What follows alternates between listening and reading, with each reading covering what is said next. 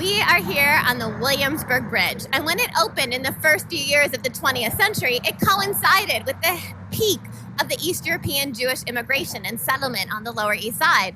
When the high holidays came, Jews enacted the ritual of tashlikh, the casting away of sins, from this very bridge. And this was captured by journalists who came down to look at what was happening with all of these Jews all of a sudden on the East River bridges.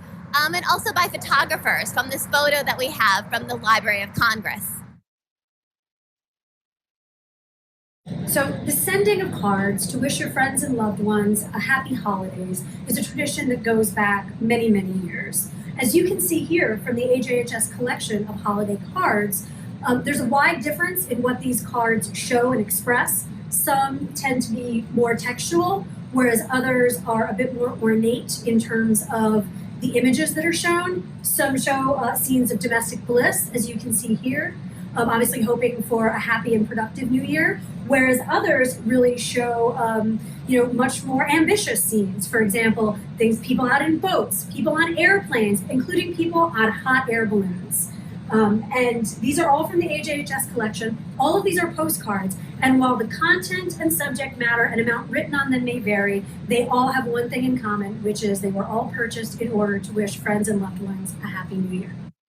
Pushcart vendors on Orchard Street, where we are, would have been selling holiday cards, and stores would sell holiday cards as well.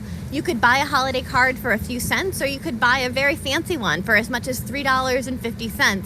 And so much of this was kind of knitting together communities and creating a sense of kinship. In our archive, we have some of the holiday cards that were sent, some that were printed and never sent, and some that were. We also have in our volumes of the American Hebrew a fascinating story called The Convertible Card. And this was written by tashlikh, or Israel J. Zevin, and he talked about this family. And their daughter was engaged to be married, and the fiance sent a holiday card. But when they opened it up, it said Merry Christmas, and the family was aghast, and they wanted to break up the marriage. And the fiance went back to the bookseller who had sold him the holiday cards and discovered that this was happening quite a bit, because what had happened was the bookseller had taken old Christmas cards, pasted over the Merry Christmas greeting with a greeting in Yiddish, but the glue had dried up and the label had fallen away, and as a result, so many people were receiving Merry Christmas cards.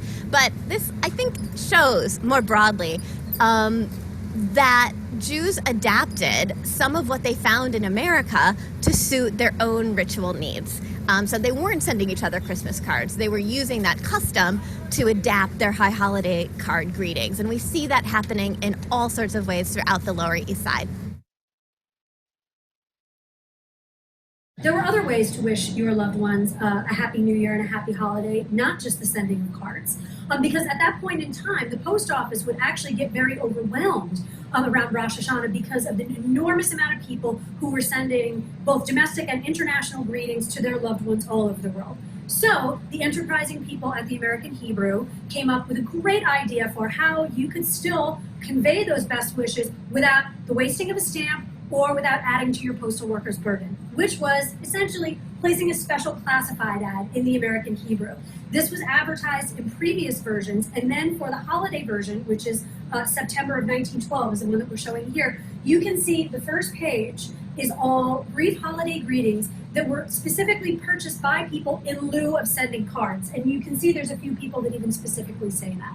So this way, you can still send that big greeting out to everyone that you know, but you didn't have to buy the cards or the stamps or spend all of that time addressing cards. While AJHS is very fortunate to have a very substantial original paper run of the American Hebrew, the entire paper of the forward is actually held by our partners here in the same building, the YIVO Institute for Jewish Research. Annie, while she's on our walking tour, is going to discuss a little bit with you about the forward as a paper and as a Lower East Side institution. Here we are on East Broadway in the Lower East Side, and this used to be known as Yiddish Newspaper Row. And you can see behind me the building that once housed the Jewish Daily Forward, built in 1912 as a citadel to socialism and housing a newspaper that had begun in 1897. A few doors down, a few buildings down, is actually the former home of the Yiddish Tageblatt, a newspaper that was formed in the 1880s and was the first daily Yiddish newspaper. The newspapers were different in their tone. One was a socialist newspaper and one was a more religious newspaper. The Tageblatt, like the Morgen Journal, the morning journal, another Yiddish newspaper, would have had signs of the high holidays announcing cantors who are going to be praying at various synagogues, announcing the sale of suits. People bought new suits at the time of the high holidays. And in fact, a lot of immigrants reminisced later on in oral histories that when the fall came, you got your new woolen suit or woolen dress for the high holidays. And even if it was 80 degrees, which it often is in New York, you'd wear that woolen suit to synagogue and you would just deal with it. But the advertisements in these Yiddish newspapers told you the high holidays was coming. Even about a month in advance, you started seeing these advertisements.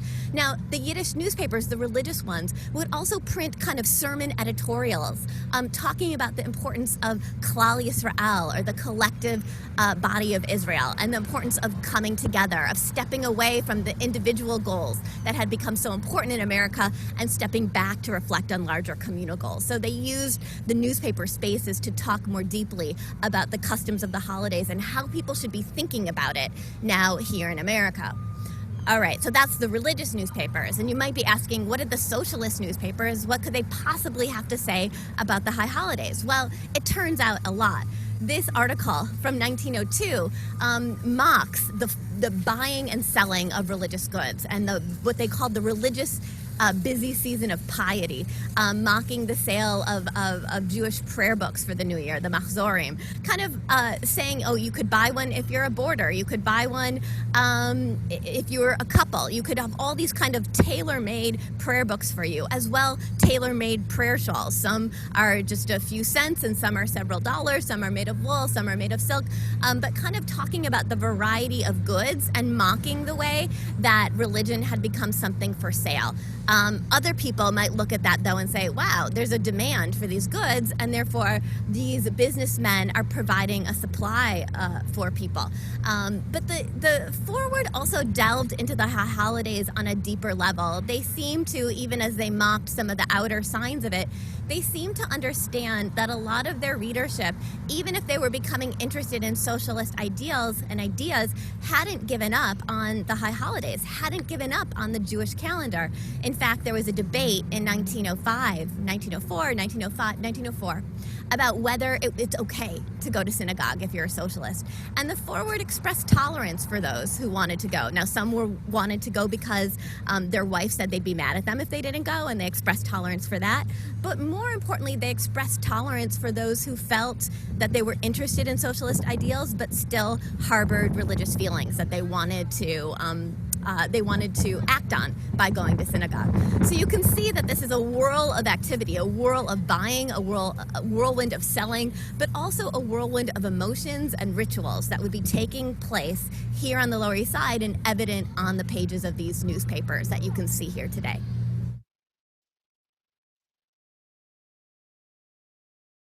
So now let's talk about some collection items that document the beautiful, vibrant neighborhood that is Manhattan's iconic Lower East Side. The first thing that we're going to talk about are photographs from an archival collection here that were taken as part of a project spearheaded by a graduate school of social work, which was located on the Lower East Side.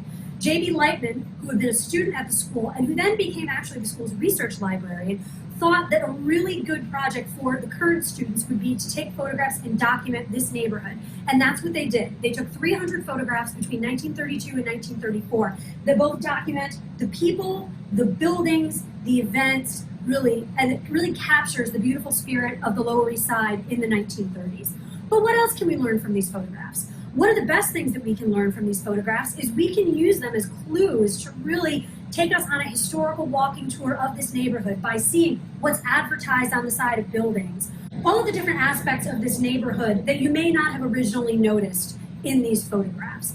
And then, so we can use those clues, and then we can move to these items, which are our high holiday tickets. We have high holiday tickets from all over New York City, all 5 boroughs, and actually all over the United States, and a few international ones. But as you can imagine, we have a lot from the Lower East Side.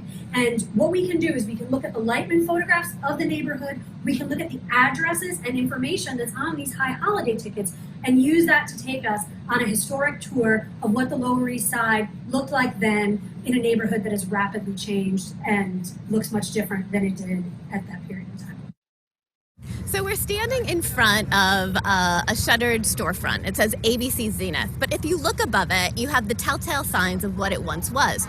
This was a movie theater. Specifically, it was Lowe's Canal Movie Theater. Now you might be wondering, what do movie theaters have to do with the high holidays? Well, the high holidays there was such a demand to go to synagogue that there weren't enough synagogues to house all of those who wanted to pray and to atone.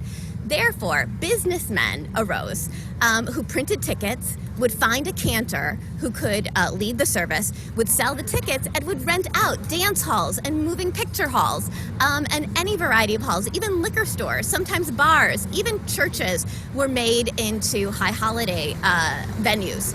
Tammany Hall, the great political center, was also rented out as a place for high holidays. Such was the demand for high holiday services that people, Jewish communal leaders, tended to call this the mushroom synagogue phenomenon, and talked about how synagogues kind of spread just like mushrooms throughout the city. And we can see in the Yiddish newspaper advertisements for these synagogues. It's important to note, too, that the main synagogues, the synagogues that were here throughout the year, did phenomenal business around the time of the high holidays, and many synagogues, including the Eldred Street Synagogue, made like 70% of their annual income from the sale of the high holiday tickets. You would see signs for this on all sorts of buildings. So other buildings that were normally mattress stores or normally grocery stores, above it, the halls would be made into synagogues, and you can see these signs from our collection. Preparatory experience of the Lower East Side and getting ready for the high holidays was the abundance of the pushcart markets. And it would be at the pushcart markets where tenement housewives would shop for the goods they need to prepare the meals. And they had guidance in this. They had guidance from a woman named Hinda Amchanitsky, who in 1901 published a cookbook that was actually printed here at 4 Rucker Square, and was actually very close to the place that she had run a restaurant with her family for many years. And Hinda Amchanitsky offered guidance on how to prepare meals, both daily meals, but also meals for holidays. We're not going to go into Hinda's kitchen, but we're going to go into the kitchen of Sarah Lohman, who's had lots of experience actually studying the tenement kitchens, and is going to prepare for us a recipe not from Hinda's cookbook, but from a cookbook that came out in 1918 and was formed by a lot of the dynamics that we've seen coursing through Rucker Square.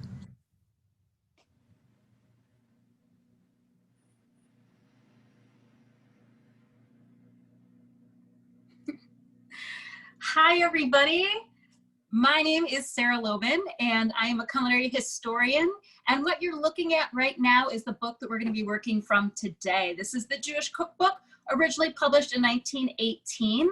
And we're going to be making an applesauce cake. So this book is a little bit similar and a little different than the Hinda Amchanitsky book we just looked at.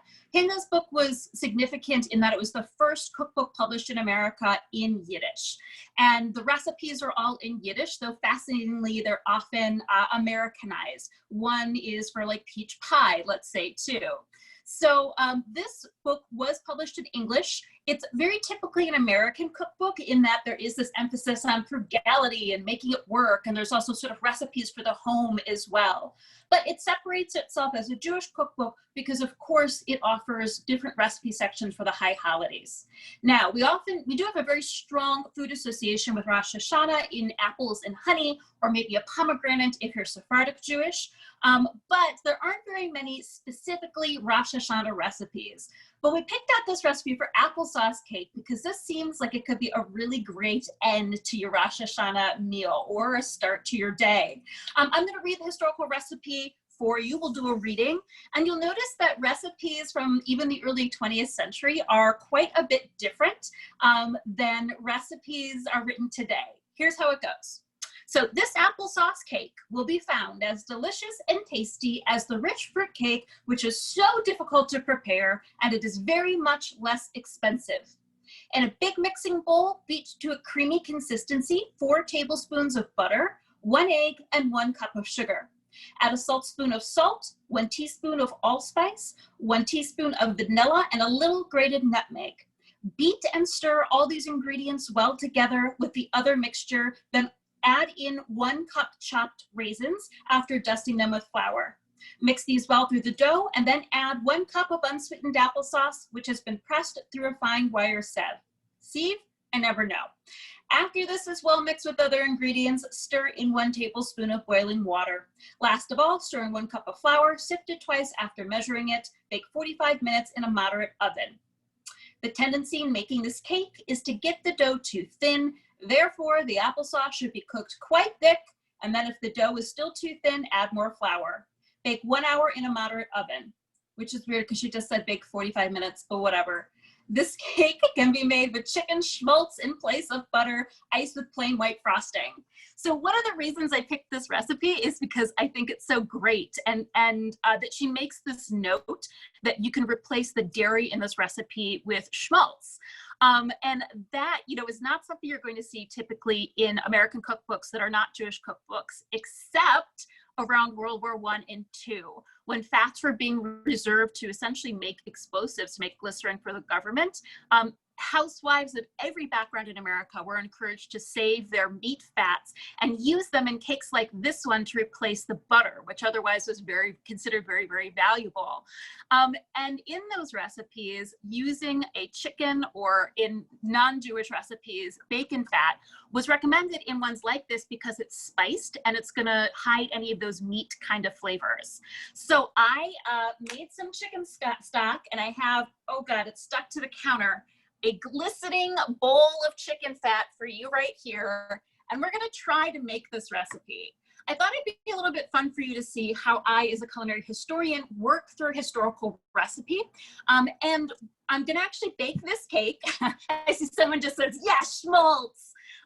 Very tasty. I have actually made some baked goods with it before. I've made an oatmeal cookie from the Manischewitz cookbook. Maybe we can get the link to that on the AJHS social media as well, so you can check that out. It was decent, so I have high hopes. And we're going to post both versions of this recipe, as well as photographs of the final cake later today or tomorrow. I've never made this recipe before. This is a total experiment. I can tell you the first thing I do is I do take the historical recipe and I try to type it out like it is a contemporary recipe, with the ingredients first, with instructions that make sense. The main thing that I've changed is that I've just changed the order of how it's mixed together to mimic more of a modern cake. We're going to do our sugar and our fat. We're going to do our dry ingredients. We're going to put them together like we're making a quick bread. I will say the one thing that concerns me the most about this recipe is actually not the chicken fat.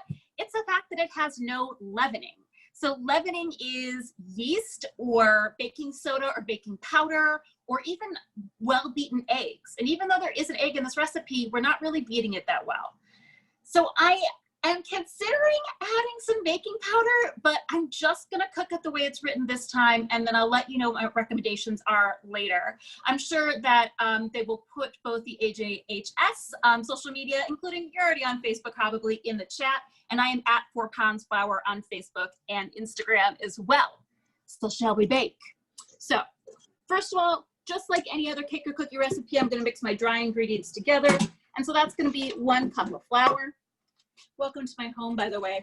We're cooking from my beautiful home in Cleveland, Ohio. Although I used to be a resident of the Lower East Side, and watching that video with Annie was making me a little bit homesick. All right, 1 cup of flour. I'm not sure what a spoon of salt is, which is what they ask for in the recipe, but most kind of loaf bread, quick bread recipes ask for about a half teaspoon of salt. So that's what I've decided to put in. Oh, that's about all I have left in here, so in it goes. All right, and then we're gonna put our spices.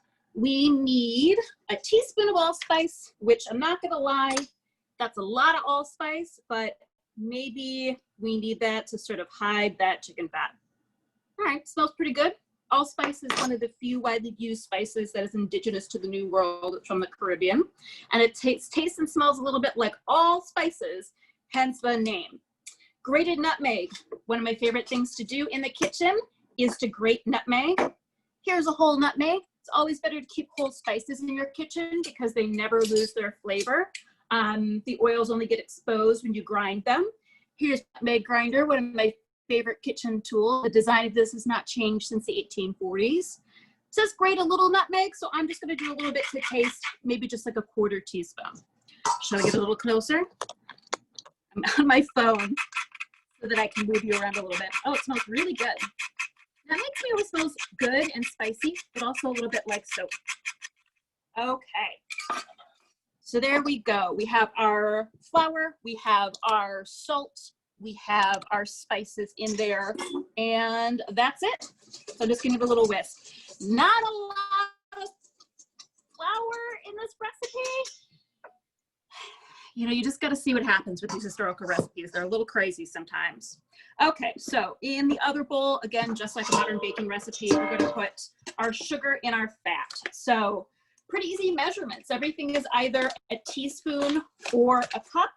So we're doing, we had a cup of flour. Now we're gonna do a cup of sugar.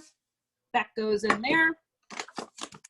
And 4 tablespoons of Schmaltz. Here it is. You can just scoop your Schmaltz off the top of your chicken soup, or, you know, I just threw some chicken in my slow cooker and I'm gonna shred it for salads. There we go. Smells very chickeny. I didn't put any, like, you know, if you're using chicken soup, there's probably other herbs and spices in there. Again, hopefully the spices in the cake should cover it, but you can also just make this cake with butter. Just depends on if you're keeping kosher and when you're eating this. Okay, so you can do this in your stand mixer, but I don't even know if it's necessary because this butter and sugar, it's only 4 tablespoons, so it's not actually gonna cream. It's gonna kind of be a little crumbly, you know? And so most quick food recipes, you mix it up by hand anyway. So, smells pretty. We're gonna put in some of our liquids. We're gonna start with putting in our 1 egg at room temperature. That goes in there.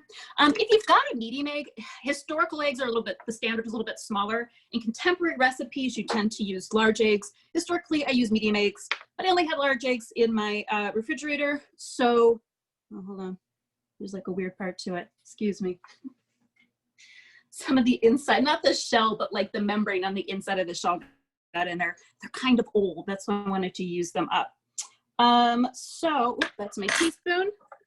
Medium eggs for historical recipes is all I'm saying, but large is fine. People get really nervous about doing something wrong with baking, but like eggs are only standardized within sort of a range of weight. So like a little more or less egg is not really gonna hurt you.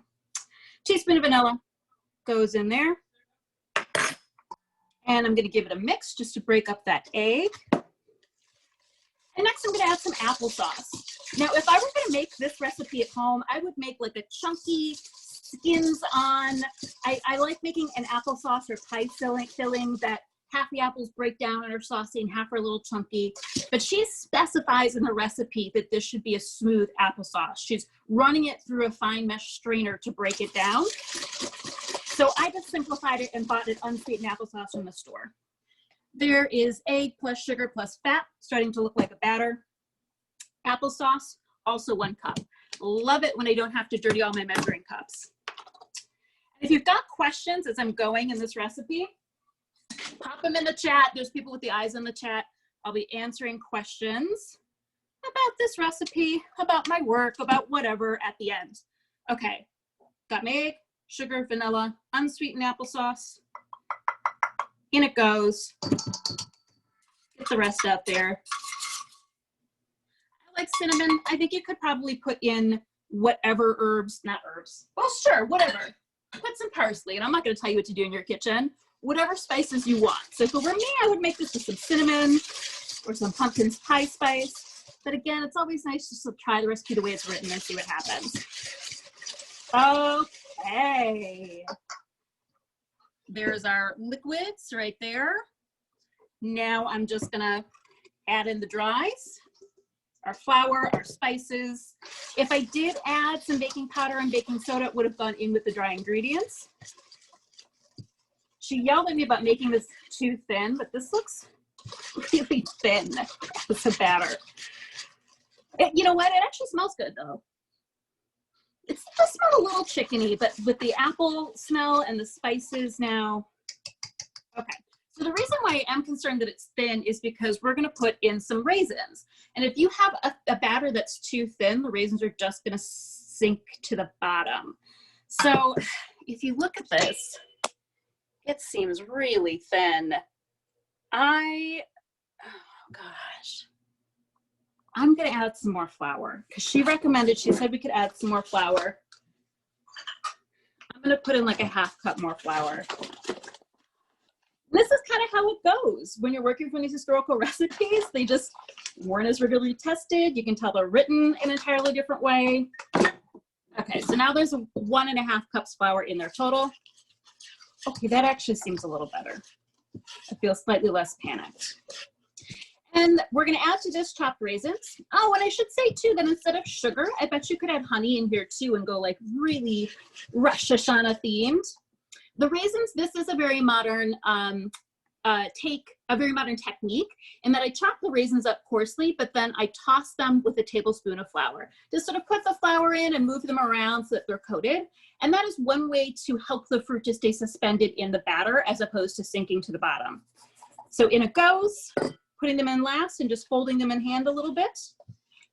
And looking at the recipe and based on the amount of batter that I have, I guessed that we're going to use an 8½ by 4½ inch loaf pan to bake it. So I'm gonna pour this into the loaf pan and I'm gonna preheat my oven and stay tuned. We'll update you later and see how our Rosh Hashanah Schmaltz cake turns out. So Annie, Melanie, I'm ready for you and I'm ready for questions if there are any.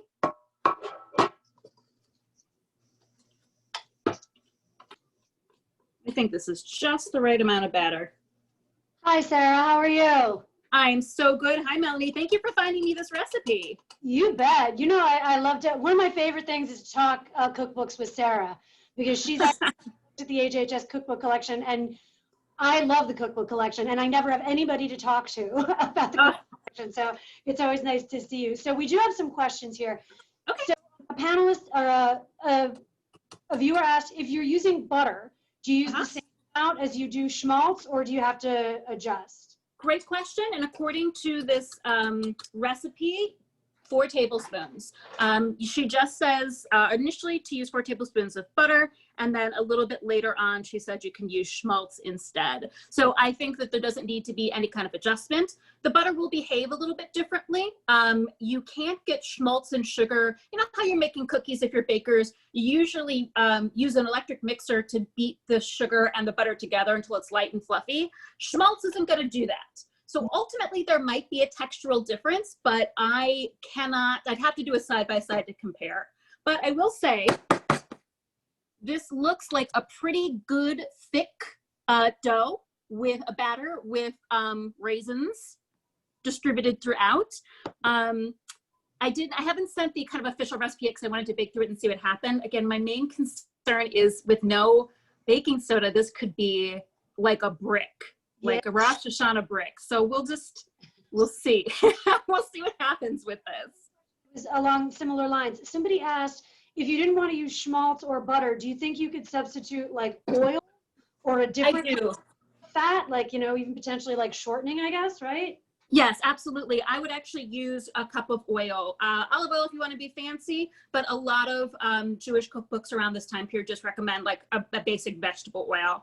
And some of those of you who might be familiar either with Jewish culinary history or just the recipes of your grandparents, Crisco really advertised itself to Jewish families at the turn of the century when it was invented as this kosher, this parve alternative to either using butter or chicken fat. In the case of this recipe, again, it'll be textural differences. There is a textural difference between using a solid fat like Crisco and an oil like vegetable oil. I will just, let me just report back because with a liquid oil, it will have a texture similar to the schmaltz, and with the solid, it will be more similar to butter. So let's see how this one goes, and I will give you my recommendations. But if you made an olive oil cake, I've certainly made a cake for my grandmother that just used whatever cooking oil we had, and that can often give like a really moist and pleasant texture. Sarah, another question somebody asked, which is really a very interesting one, and I certainly don't know the answer. So Yeah. given how expensive vanilla is, Yes. was it that expensive that long ago? So would this be sort of like a splurge type Great thing? question. Vanilla is extraordinarily expensive right now, and that is because have been several years of bad weather in Madagascar. And I think Madagascar right now is providing over 80% of the world's vanilla. So there have been a number of cyclones that have destroyed the crops.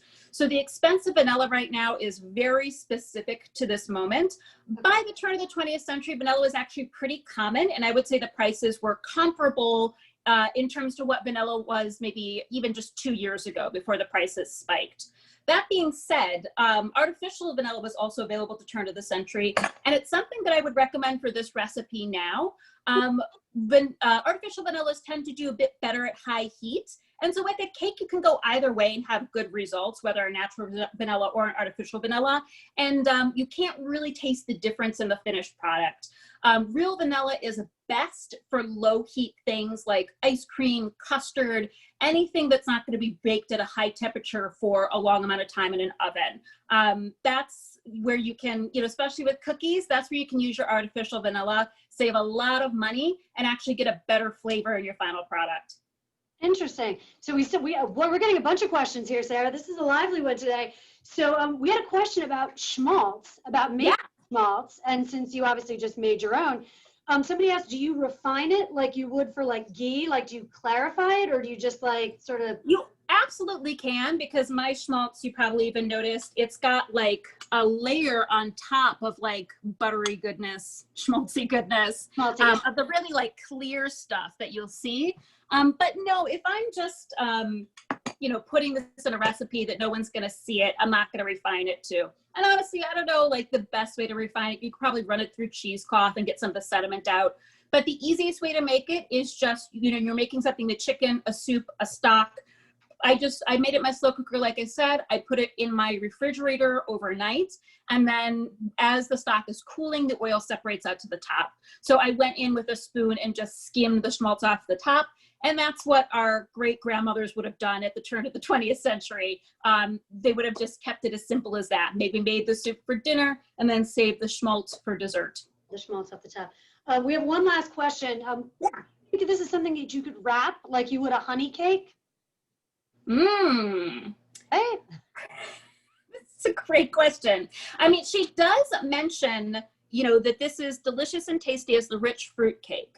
And of course, rich fruit cakes are the type of really dense cake full of candied fruit that often, you are wrapping in wax paper, you are painting with sugar and often brandy or rum, and that's sort of hanging out for 6 months in Christmas tradition to make this like rich and boozy cake. This seems to be a quicker version of it. And I am not going to tell you that you can't paint it with sugar syrup and soak it in alcohol. But she doesn't offer that in her instructions. Okay. So to really figure that out and figure out where this cake sort of fits into broader American food and Jewish American food, I just have to look at more recipes. That's what I would do as a culinary historian, is just look at other recipes and see how other cooks are doing this recipe. One of the issues with working with historical cookbooks is that there's often an assumed knowledge, like maybe I'm supposed to know what to do with this cake. But if working now here in the future, if she doesn't tell me, I don't know for sure. I have to do some more work. Well, you know what else I think is interesting too, is, she just says moderate heat. Like now we're used to a cookbook that tells us exactly what the oven should be at, 350, 375. So moderate heat's probably what, 375? My guess was 350, just based on how most little loaf cakes like this are baked. And of course, why is it just a moderate oven as opposed to an exact temperature? Well, she's writing this in 1918. So the women who are reading it are cooking with wood or they're cooking with coal, depending on where they're living. So we didn't worry about those exact temperatures. You knew about what the oven should feel like when it's the right temperature to bake a cake.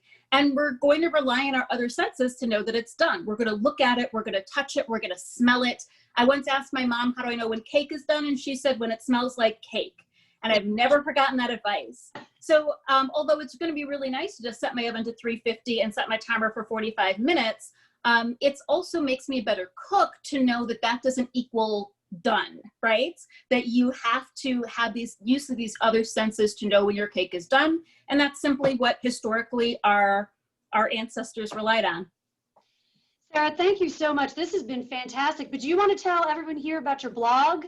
And so everyone here, all of our participants can see your other adventures in. Sure. I actually don't blog anymore, Melanie. I retired it 2 years ago, but don't worry. That's because I'm working on my second book. So like I mentioned at the top, and I bet we can throw this in the chat, I'm at 4 Pounds Flour, all spelled out, on Instagram, Facebook, and Twitter. And I also have a mailing list too at sarahlohman.com where you can keep up on all my classes. If you are interested in learning more about food and recipe writing, tonight I'm teaching a food writing class, and Thursday I'm teaching a recipe writing class, and that's at the Brooklyn Brainery. You can also see links to that on my Facebook page and also at sarahlohman.com. My first book, which I'm sure we can put a link to as well, is 8 Flavors, The Untold Story of American Cuisine. It looks at the 8 most popular ingredients in American cooking and uses those ingredients to tell a story about our past. And I'm working on my current book. Who knows what I'll get done with it, but hopefully I'm looking for a 2021 publication date, and I'm writing about foods in America that are endangered. So that's what I'm in the middle on right now, but you can still get a sense of my daily adventures through my Instagram and Facebook accounts. Amazing. And obviously you've written some blogs for us here at AJHS. So yeah, so just check out the AJHS blog. I believe we're calling it Cooking from the Archives. I've got a couple up there from the springtime, and next month we're going to be writing a blog post about what to do with your etrog after Sukkot. Don't just throw it away. You can eat it, and it's delicious. So keep an eye out for that blog post too. Awesome. Thank you, Sarah. This was great. Thank you so much for taking the time. And thank you for everybody that typed in your high holiday memories and memories of the Lower East Side, and also all your great questions for Sarah. This was really fantastic. Thank you so much, Sarah. And thank you all, everyone. Thank you. Nice to meet you all. For our next installment of Live from the Archives.